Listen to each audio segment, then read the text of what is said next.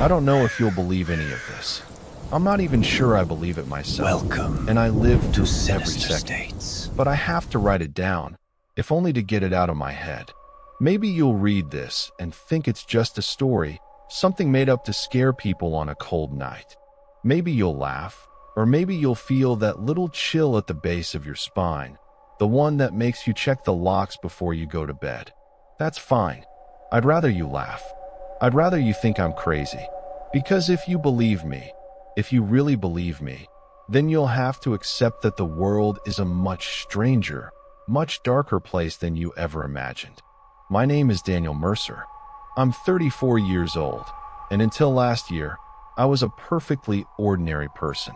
I had a job, a girlfriend, a small apartment in a city that never really felt like home. I paid my taxes, called my mom on Sundays, and tried not to think too hard about the future. I wasn't the kind of person who believed in ghosts or spirits or anything like that.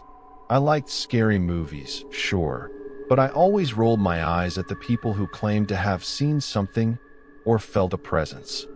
I thought they were just looking for attention, or maybe they'd let their imaginations get the better of them. I was a skeptic, through and through. That changed on November 12th, at exactly 2:17 a.m. I remember the time because I looked at my phone when it started ringing. I was asleep, or at least I had been. I'd gone to bed around midnight, after watching a couple episodes of some forgettable show on Netflix. My girlfriend, Emily, was out of town visiting her sister, so I had the place to myself. I remember thinking how quiet the apartment felt without her there, how the silence seemed to press in from the corners of the room. I'd left a lamp on in the living room, just to keep the darkness at bay. The phone rang, sharp and sudden, cutting through the silence like a knife. I jolted awake, heart pounding, and fumbled for the phone on my nightstand. The screen was blinding in the darkness. I squinted at the caller ID, expecting to see Emily's name or maybe my mom's. But the screen just said unknown number. No name, no number, just those two words. I almost let it go to voicemail. I almost rolled over and went back to sleep. But something made me answer. Maybe it was the hour, or the way the phone seemed to vibrate with urgency in my hand. Maybe it was just curiosity. I don't know. I pressed the green button and held the phone to my ear. Hello. My voice sounded small, uncertain. For a moment, there was nothing. Just static, soft and distant, like the sound of wind through dry leaves. I was about to hang up when I heard it, a voice, faint and crackling, as if coming from a long way off. Daniel. The voice was familiar, achingly so. It was my father's voice. My dad died 3 years ago. Heart attack, sudden and brutal. One minute he was there, laughing at a joke I'd told him over dinner, and the next he was gone. I'd never really gotten over it. We'd been close, closer than most fathers and sons. He was the kind of man who always knew what to say, who could fix anything with a few tools and a little patience. I missed him every day. When I heard his voice on the other end of the line, I froze. My mind raced, trying to make sense of it. Maybe it was a recording, I thought. Maybe someone was playing a cruel joke. But the voice was too real, too immediate. It was him, Dad.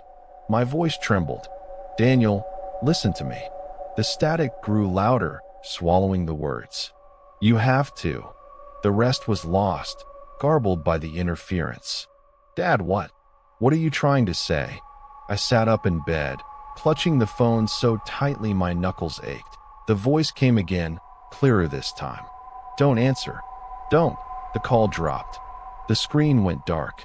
I stared at the phone, heart hammering in my chest. I tried to call the number back, but it was impossible.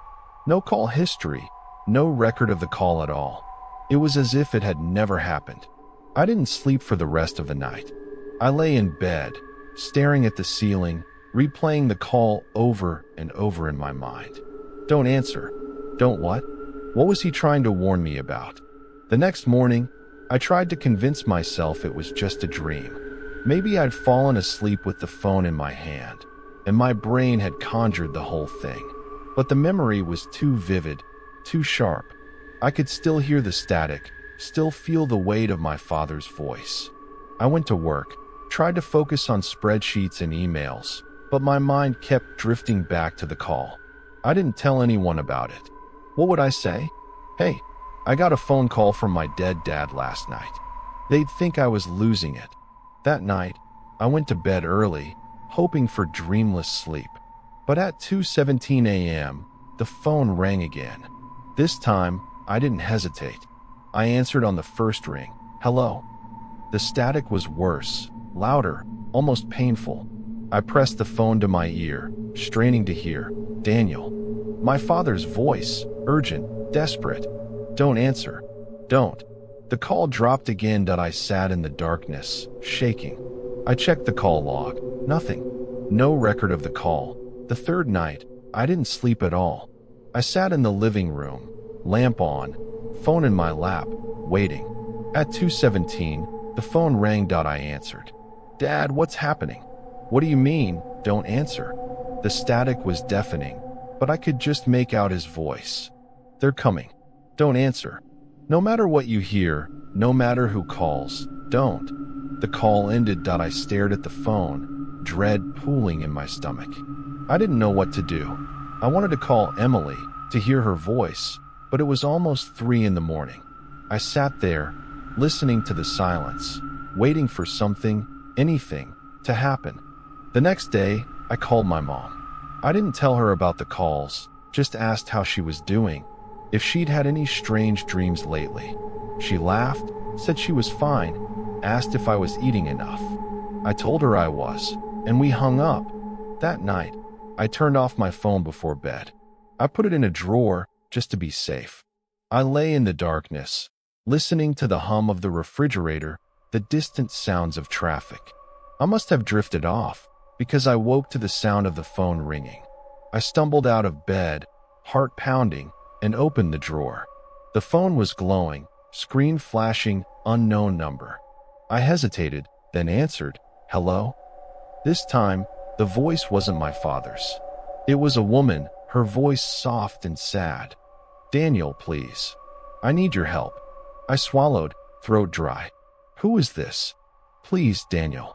I'm so cold. I just want to come home. I felt a chill run down my spine. Who are you? The static grew louder, drowning out her words. The call ended. I stood in the darkness, phone in hand, shaking. I didn't know what was happening, but I knew it wasn't a dream. It was real, too real. The next day, I called Emily. I told her I was having trouble sleeping, that I kept getting strange calls in the middle of the night. She sounded worried, said she'd be home in a couple of days. I tried to sound normal, but I could hear the fear in my own voice. That night, I left the phone in the kitchen, turned off. I lay in bed, staring at the ceiling, waiting. At 2:17, I heard it, the phone ringing, muffled by the walls. I pulled the covers over my head, trying to block out the sound, but it kept ringing over and over until finally it stopped. I didn't sleep.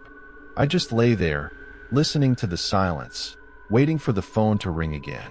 The next morning, I found the phone on the kitchen counter, screen dark. I turned it on, checked the call log, nothing. No missed calls, no voicemails. I felt like I was losing my mind. Emily came home that afternoon. She took one look at me and knew something was wrong. I tried to explain, but the words sounded crazy, even to me. She hugged me, told me it was just stress, that I needed to get out of the apartment for a while. We went for a walk, got coffee, tried to pretend everything was normal. But I could feel the weight of the calls pressing down on me, a constant, invisible pressure. That night, I left the phone in the living room, turned off. I lay in bed with Emily, listening to her breathing, trying to focus on the warmth of her body beside me. At 2:17, the phone rang. I heard it, even through the closed door. Emily stirred, half awake. Is that your phone? I didn't answer. I just lay there, heart pounding, waiting for the ringing to stop. It didn't. It kept ringing, louder and louder, until finally Emily got up and went to the living room. I heard her pick up the phone, heard her voice, hello, and then silence. I sat up in bed, fear clawing at my chest. I went to the living room. Emily was standing by the window, phone in hand, staring out into the darkness. Emily? I whispered. She didn't turn around. She just stood there, silent, phone pressed to her ear. I crossed the room, put a hand on her shoulder. She flinched, dropped the phone. It hit the floor with a dull thud. She turned to me, eyes wide, face pale. Daniel, who was that? I shook my head. I don't know. She hugged me, trembling. I heard your dad's voice. He was calling for you.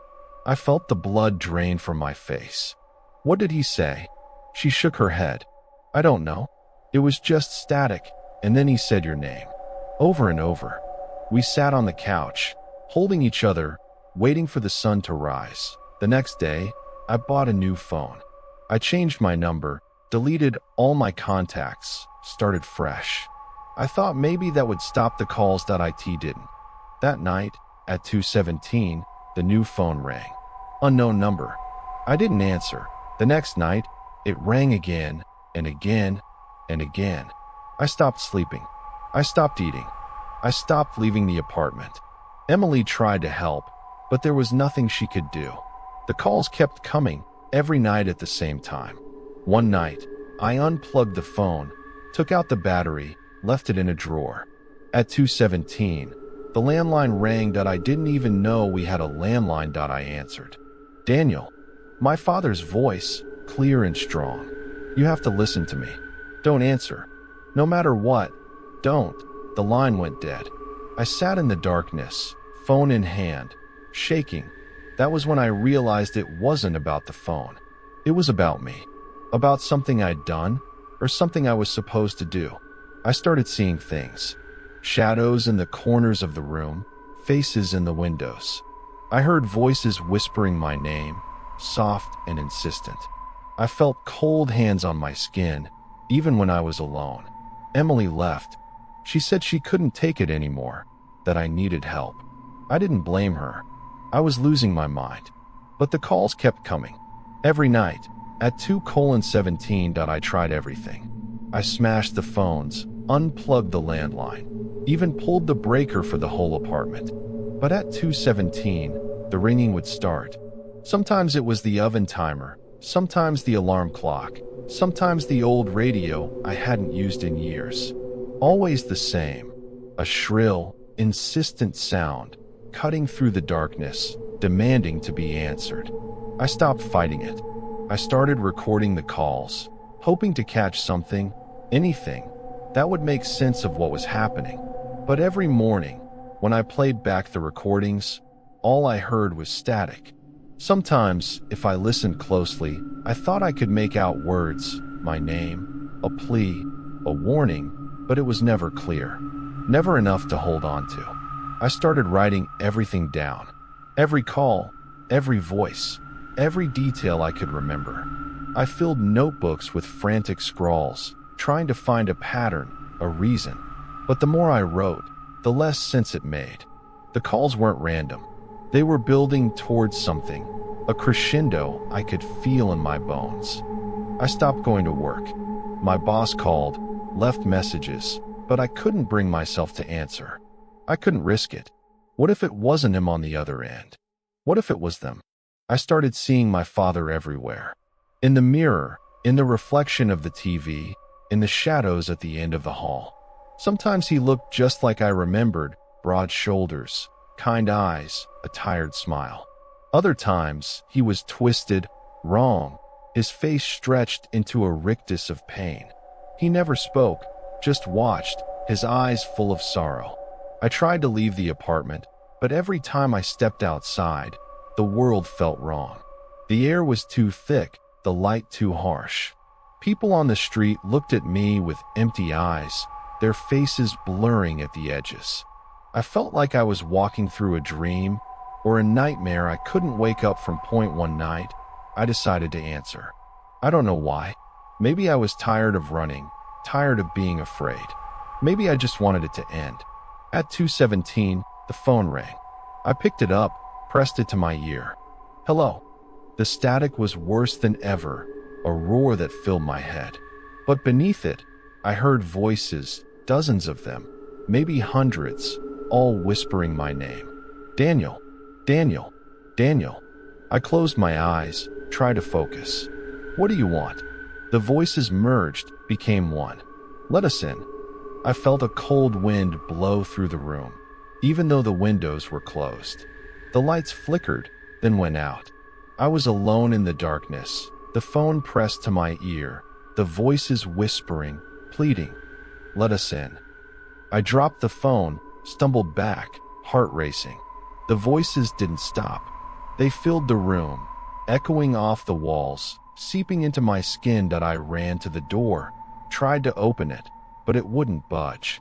The handle was ice cold, burning my hand. I pounded on the wood, screaming for help, but no one came. The voices grew louder, more insistent. Let us in. Let us in. I fell to my knees, hands over my ears, trying to block them out. But they were inside my head now, crawling through my thoughts, digging up memories I tried to forget. I saw my father, lying in a hospital bed, tubes snaking from his arms. I saw the look in his eyes when he realized he was dying, the fear, the regret. I saw myself, standing at his bedside, unable to say goodbye. The voices twisted the memory, made it sharper, more painful. They showed me all the things I'd done wrong, all the times I'd failed, all the people I'd hurt. They whispered my secrets, my fears, my shame that I don't know how long I stayed there, curled up on the floor, the voices tearing me apart. When I finally opened my eyes, the room was empty. The phone was gone. The lights were on. It was morning that I thought it was over. I thought maybe I'd finally lost my mind, that the calls were just a symptom of something broken inside me. I tried to put my life back together. I cleaned the apartment, threw away the notebooks, tried to eat, to sleep, to be normal. But the calls didn't stop. They changed. Now, instead of ringing at 2:17, they came at random times. Sometimes in the middle of the day, sometimes just as I was falling asleep. Sometimes it was the phone, sometimes the TV, sometimes the doorbell. Always the same message. Let us in. I started seeing things. Shadows moving in the corners of my vision, faces pressed against the windows, hands reaching out from the darkness. I heard footsteps in the hall, whispers in the vents, laughter in the walls that I tried to ignore it, to pretend it wasn't real. But the more I ignored it, the worse it got. The voices grew louder, the shadows darker, the cold deeper. One night, I woke to find the apartment filled with fog. It rolled in from under the door, thick and heavy, swirling around my feet. I stumbled to the window, tried to open it, but it was stuck. The fog pressed against the glass, trying to get in. I heard the phone ring, muffled by the fog. I followed the sound, hands outstretched, groping through the mist. I found the phone on the kitchen counter, screen glowing. Unknown number. I answered, hello? This time, the voice was different. It was a child, a little girl, her voice trembling. Daniel, I'm scared. Please help me. I felt a surge of protectiveness, an urge to help. Who are you? The static crackled. I'm lost. I can't find my way home. Please, Daniel, let me in. I hesitated. The fog thickened, swirling around my legs, cold and damp. Where are you? I asked. Outside, she whispered. Please, Daniel. I'm so cold. I moved to the door, hand on the knob. The metal was freezing, burning my skin. Please, the girl begged. Just open the door. I almost did. I almost turned the knob, almost let her in. But then I remembered my father's voice. Don't answer. Don't let them in. I stepped back, heart pounding. I'm sorry. I can't. The fog receded, pulled back like a tide. The phone went dead. I collapsed on the floor, shaking. I knew, deep down, that if I'd opened the door, something terrible would have happened. I didn't know what, but I could feel it, a darkness waiting just beyond the threshold. After that, I stopped answering the calls. No matter how much they begged, no matter what voices they used, I refused to answer. I unplugged everything, covered the mirrors, blocked the windows. I lived in darkness, afraid of what might be waiting on the other side. But the calls kept coming. They found new ways to reach me. Sometimes it was a knock at the door, sometimes a whisper in the vents, sometimes a face in the window. Always the same message. Let us in. I started to lose track of time. Days blurred into nights, nights into days. I stopped eating, stopped sleeping. I became a ghost in my own life, drifting from room to room, haunted by voices I couldn't escape. One night, I heard a new voice. It was Emily. Daniel, please. I need you. I froze. I hadn't seen Emily in weeks.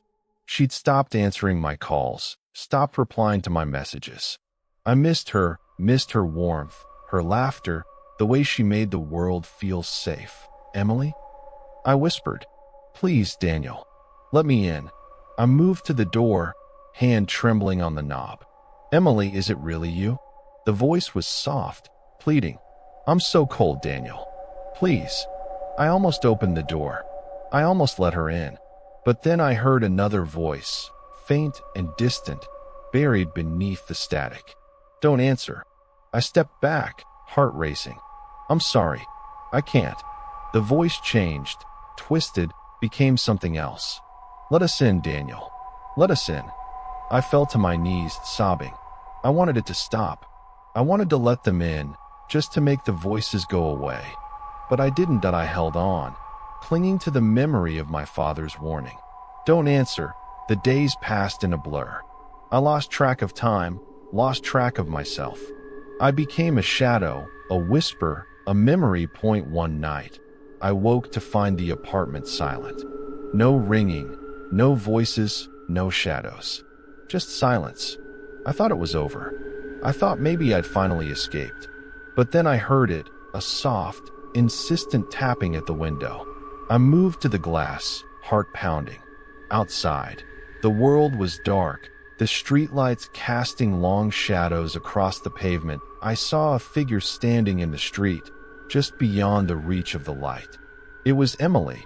She looked up at me, her face pale, eyes wide with fear. Daniel, she whispered. Please, let me in. I pressed my hand to the glass, tears streaming down my face. I'm sorry, I whispered. I can't. She turned away, disappeared into the darkness. I collapsed on the floor, sobbing. The silence pressed in, heavy and suffocating. I don't know how long I lay there, lost in grief and fear. When I finally stood, the world felt different. Lighter somehow. The voices were gone, the shadows receded, but I knew, deep down, that it wasn't over. It would never be over. Not as long as I remembered. Not as long as I refused to answer. I tried to rebuild my life, or at least the pieces that were left. I started with the small things, opening the curtains in the morning, making coffee, taking a shower. I forced myself to go outside, to walk the block, to feel the sun on my face. The world felt thin, like a painting stretched over a frame, but I kept moving, kept pretending. I got a new phone, a new number, but I never gave it out. I didn't want to risk another call, another voice from the other side. I started seeing a therapist. I told her I was having trouble sleeping, that I'd been through a rough patch. She nodded, took notes, prescribed something to help with the nightmares. I didn't tell her about the calls, about the voices, about the way the shadows moved in the corners of my apartment. I didn't want her to think I was crazy. I didn't want to believe it myself. But the truth was, I was haunted.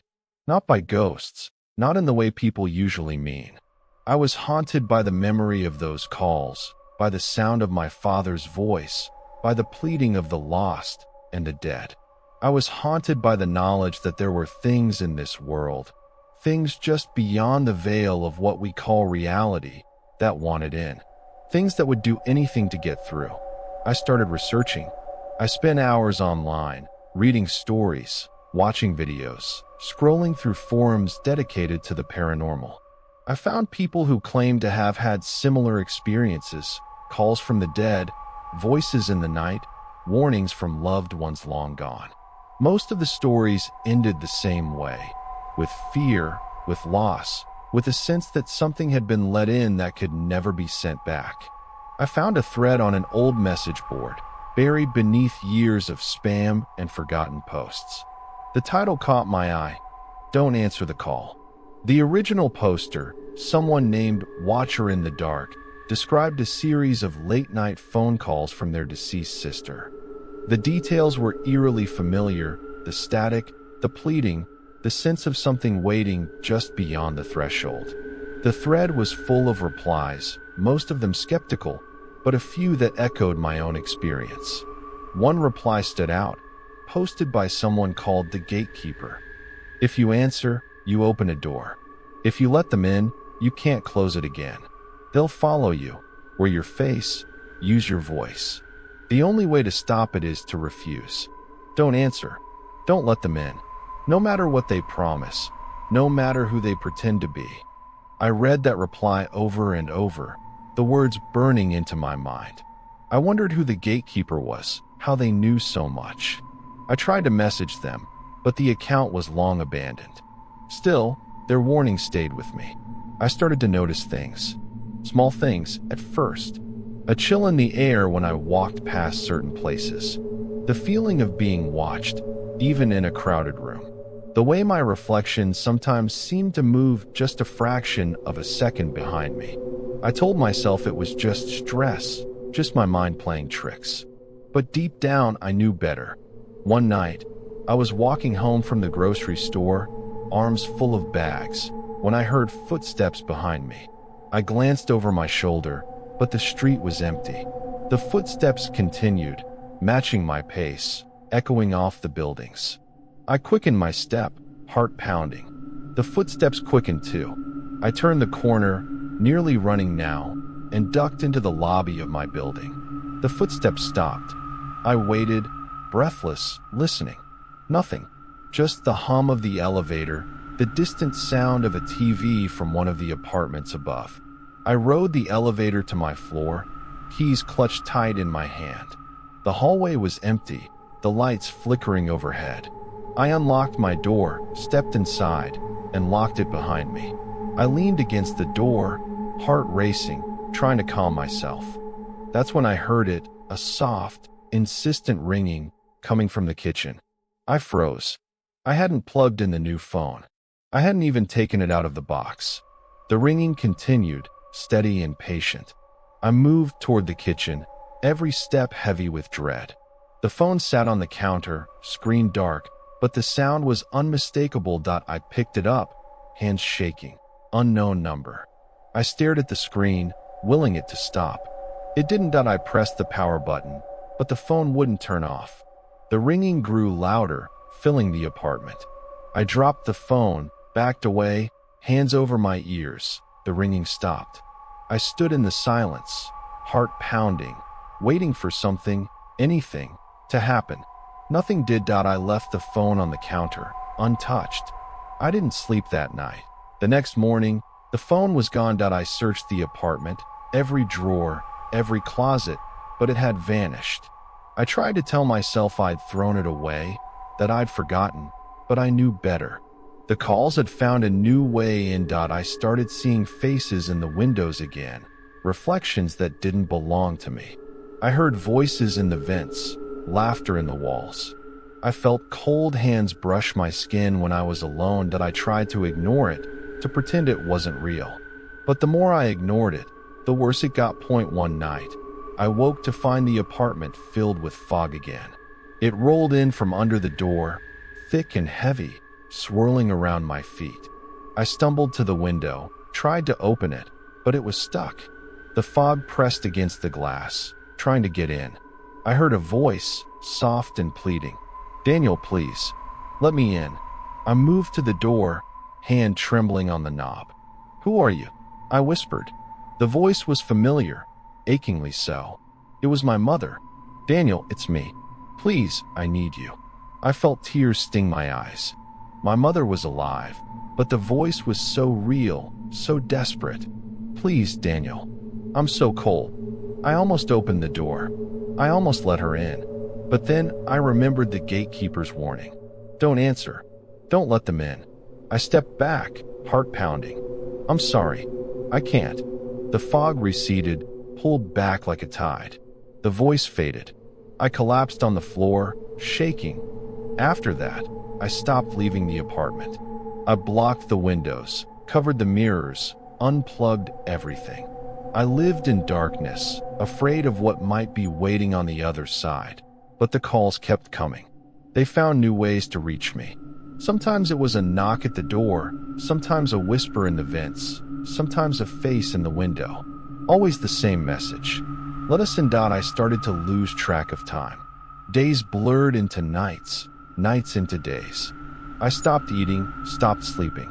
I became a ghost in my own life, drifting from room to room, haunted by voices I couldn't escape. One night, I heard a new voice.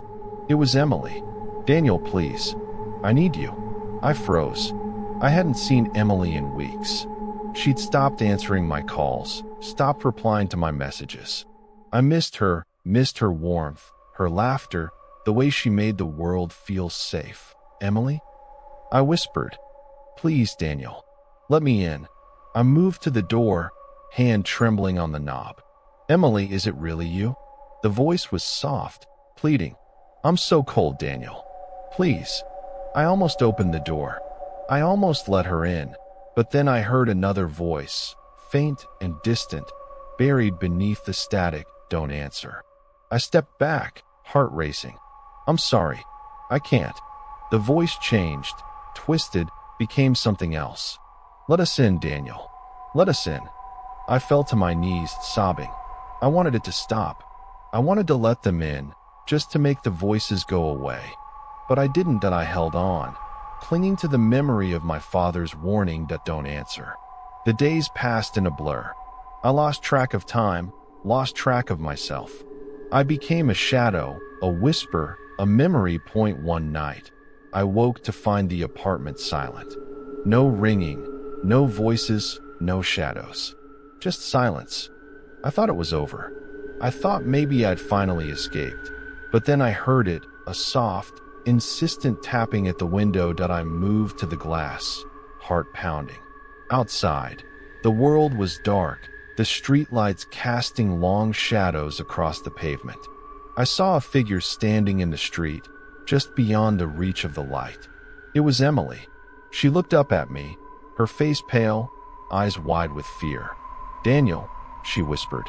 Please, let me in. I pressed my hand to the glass, tears streaming down my face. I'm sorry, I whispered. I can't. She turned away, disappeared into the darkness. I collapsed on the floor, sobbing. The silence pressed in, heavy and suffocating. I don't know how long I lay there, lost in grief and fear. When I finally stood, the world felt different. Lighter somehow. The voices were gone, the shadows receded, but I knew, deep down, that it wasn't over. It would never be over. Not as long as I remembered. Not as long as I refused to answer. I wish I could tell you that things got better after that. I wish I could say the silence lasted, that the world returned to normal, that I found a way to move on. But the truth is, the silence was just another kind of haunting. It was emptier, lonelier, and in some ways, even more terrifying than the voices had been. Because in the silence, I was left alone with my thoughts, with the memories of everything I'd seen, everything I'd heard, everything I'd almost done. I tried to fill the days with routine. I forced myself to eat, to shower, to go outside for short walks. I started going to the library, sitting in the back corner with a stack of books I barely read. I watched people come and go, listened to the soft murmur of conversation, the rustle of pages turning. I tried to remind myself that I was still part of the world, that I hadn't slipped entirely into the shadows. But the world felt different now. I noticed things I'd never noticed before. The way people's eyes lingered on empty spaces, the way they flinched at sudden noises, the way they sometimes seemed to listen to something only they could hear. I wondered how many of them had gotten a call like mine, how many of them were haunted by voices from the other side. I wondered how many of them had answered. I started writing again, not just frantic notes about the calls, but real writing, stories, letters, journal entries. I wrote about my father, about Emily, about the life I'd lost, and the life I was trying to rebuild. I wrote about the rules, about the warnings, about the things that waited in the darkness. I wrote because it was the only way I knew to keep the memories from swallowing me whole. Sometimes, late at night, I would sit at my desk, pen in hand, and feel the urge to pick up the phone, to dial a number I knew I shouldn't. I would stare at the blank screen, at the silent receiver, and wonder what would happen if I called back. If I reached out, instead of waiting for them to come to me.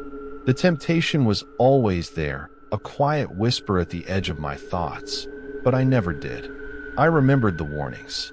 I remembered what happened when I answered point one evening, as the sun was setting and the city was bathed in that strange, golden light that makes everything look both beautiful and unreal. I heard a knock at my door. It was soft, almost hesitant, but it sent a jolt of fear through me all the same. I stood frozen, listening, heart pounding in my chest. The knock came again, a little louder this time. I moved to the door, peered through the peephole. On the other side stood a woman, maybe in her late 50s, with tired eyes and a kind smile. She wore a faded blue coat and clutched a small notebook in her hands. "Daniel Mercer?" she called softly. That I hesitated, then opened the door a crack, the chain still in place. "Yes." She smiled, a little sadly. "My name is Margaret. I'm sorry to bother you, but I think we need to talk." I studied her face, searching for any sign of deception, any hint of the otherworldly. But she looked ordinary, human, just another person worn down by life. "What is this about?" I asked. She glanced down at her notebook, then back at me. "I know what you've been through. The calls, the voices, the warnings." My breath caught in my throat. "How do you know about that?"